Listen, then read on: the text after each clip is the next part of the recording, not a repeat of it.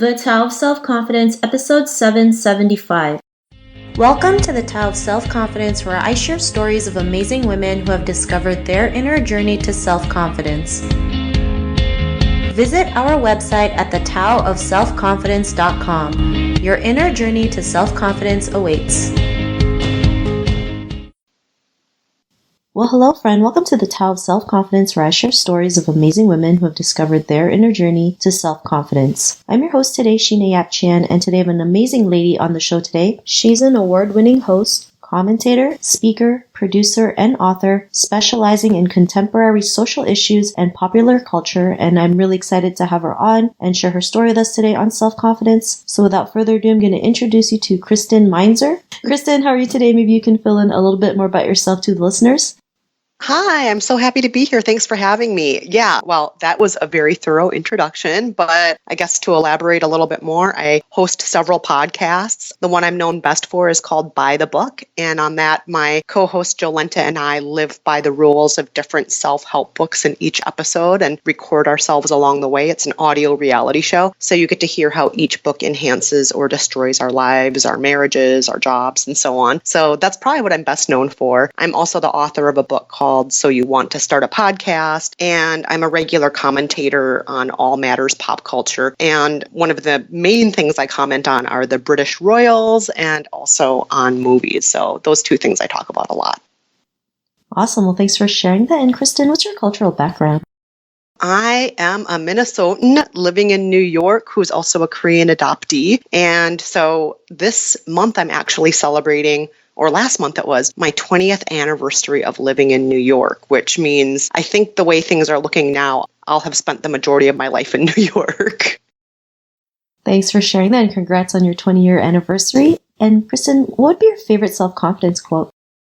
So I would say something that my Nana used to say from time to time, I think is very useful in terms of self-confidence. And she used to say, most people aren't thinking about you most of the time, and that's a good thing. And the reason I associate that with self-confidence is because I think a lot of the times the reason we don't feel confident is we are worried. Like, what is so-and-so going to think? What are people going to think about me? What are so-and-so and such going to think after I do this one thing or if I don't do this thing? And I think a lot about self-confidence is actively trying to overcome that fear that people are thinking about you or talking about you all the time. And like my Nana said, most people aren't thinking about you most of the time anyway, and that's a good thing. So I think it takes a lot longer to internalize that, though, than it does to just say it. You know, it can just sound like a happy motto. I think it takes a lot of time to really internalize that for a lot of us. I know it did for me.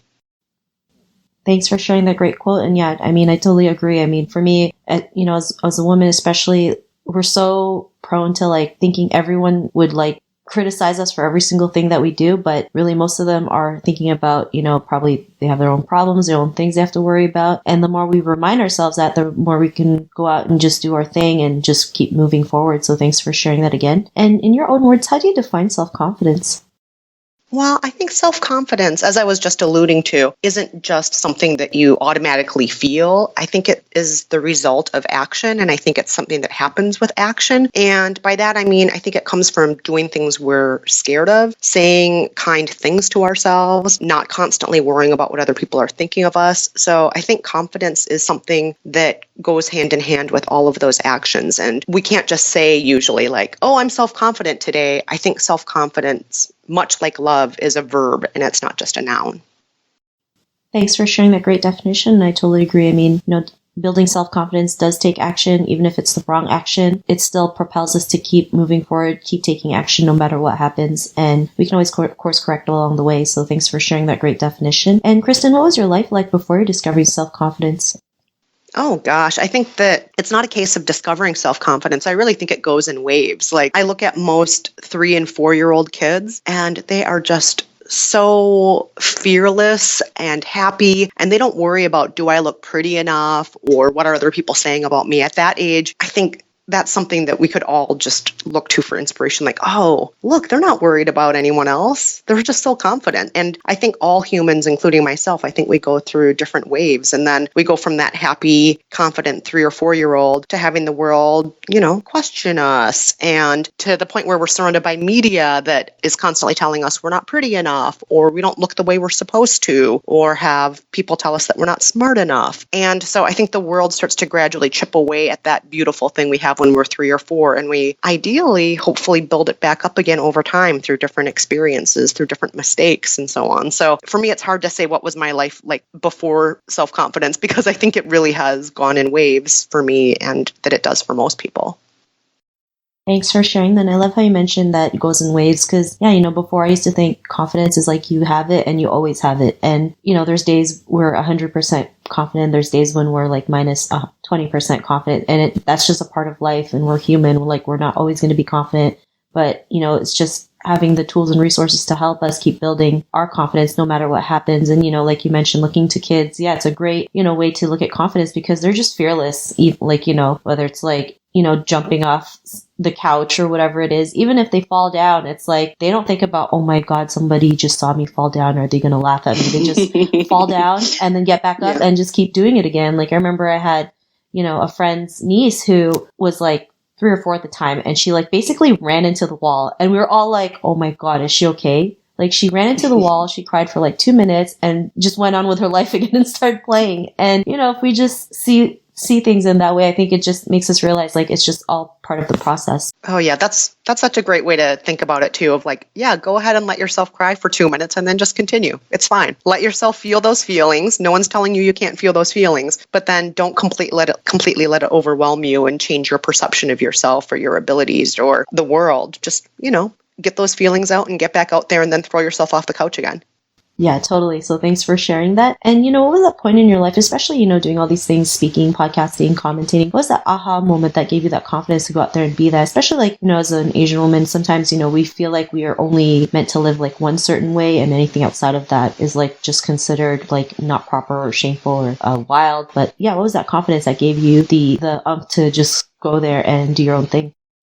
Oh my gosh, I've had a million of those aha moments. I think that they probably happen to me every single day, where I make a mistake and then I realize, oh, I didn't die from it. Or a boss asked me to do a certain thing that seemed scary, and then it wasn't so scary once I got up there. Or maybe it was scary, but it was also exhilarating. And that includes everything from the first time I had a boss put me on live radio to talk about movies, to the first time I was told to go on a stage in front of more than 100 people, all the different times I've been asked to represent a company over the years at a meeting. And I think all of those things just added up over time, and they happen every day. And I think part of it also is we can take a lot of things that feel like failures and turn them into aha moments. So, just yesterday I made a mistake. I sent an email, I spelled something wrong. Somebody wrote me back about it. And I could have taken that as something to toss and turn about all night and be devastated about. Or I could just, feel a little bit lousy about it for a few minutes and then say, all right, I let myself feel bad about it. Now let's move forward. This wasn't the end of the world. I didn't ruin anything by doing this one wrong thing. So I could turn that little mistake into an aha moment. All sorts of mistakes can be aha moments. Or as Bob Ross used to say, there are no mistakes, just happy accidents. And those accidents can lead us to good places, right?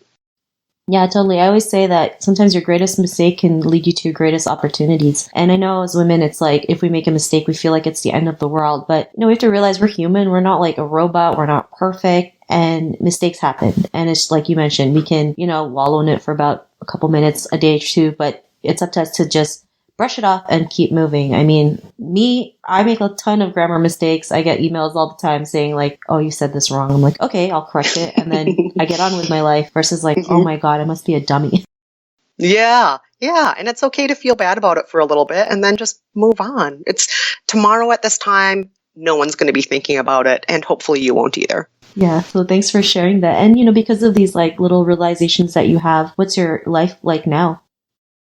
Well, I feel really, really fortunate in lots of ways. I get to do a lot of things that I love. I get to host multiple podcasts. I get to talk about my opinions about the world in newspapers and on TV. I've gotten to write books. My third book is coming out this upcoming March. It's called How to Be Fine. And my co-host, Jolenta Greenberg, and I wrote that. And it's about everything we've learned from living by the rules of 50 self-help books. And I just, more than anything, I feel that in addition to those professional opportunities, I just feel much more happy in my life in general. I have so many good friends. I have an outstanding husband, and with what few family members I have that are still alive, there's a deep love and respect there. So I think that it's easier to do all sorts of things in life when I'm not questioning myself constantly. And I think that, that's a lot of what self-confidence is, or the lack of, is just, are you questioning yourself constantly? And when you're not busy questioning yourself, you can start asking bigger questions that are more important to ask. Like, am I being a good human? Am I being kind to others? Am I doing all I can to elevate other voices and to speak truth to power? So yeah, if we can all just stop questioning ourselves so much, we can start asking more important questions.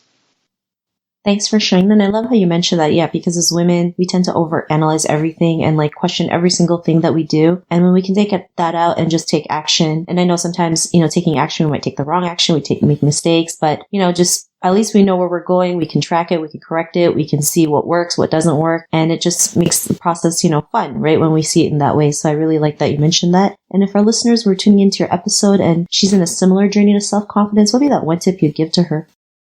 You know what? Fake it till you make it. And by that, I don't just mean play make-believe. I also mean have fun with it. So, for example, one friend of mine said to me she hates walking into a room where she doesn't know anybody. Like if she has to go to some work party or an event where she doesn't really know anybody. And so what she does is she walks in and she pretends she's an anthropologist and tries to learn everything she can about those around her. And just that simple act of make-believe kind of turns her into somebody more confident and less scared to talk to people. And I think there are a lot of ways to do that. Are you feeling uncomfortable walking in a neighborhood you're not familiar with? Well, hold your head high, maybe smile. Don't be afraid to ask people for directions if you need it. Even if in your heart you're thinking, I'm too shy to talk to people, or I feel a little bit lost. It's okay to, stand with your head high and go into that space to ask questions, to talk to people, and do the best to carry yourself in a way that says, I'm willing to learn from this and I'm not going to be broken by the situation. Don't be afraid to fake it till you make it. Thanks for sharing that great tip. And if our listeners wanted to get to know a little bit more about you and what you do and check out some of your work, is there any links or social media profiles we can connect with? Yes, my website is KristenMeinzer.com, and I'm on Twitter at Kristen Meinzer, and I'm on Instagram at K10Meinzer. That's K10 Meinzer. And those are the three main places people can follow me or reach out to me. Awesome. Well, thanks for sharing that. And to our listeners, if you want to connect with Kristen, you can also head on over to thetowofselfconfidence.com and search for Kristen's name. Her show notes will pop up along with everything else that we talked about. And I really just want to thank Kristen today for taking the time to share her story and tips with us on self-confidence. So thank you so much, Kristen. Thank you. It's been such a pleasure. Not a problem. It's been really great having you on the show. And to our listeners, be on the lookout for another new episode of another amazing woman's journey to self-confidence. And we'll talk to you soon. Bye for now. Thank you for tuning in to another amazing episode of The Tao of Self-Confidence. Want to learn how you can use podcasting to market your business? Download your free report by visiting our website at thetowofselfconfidence.com. Your inner journey to self-confidence awaits.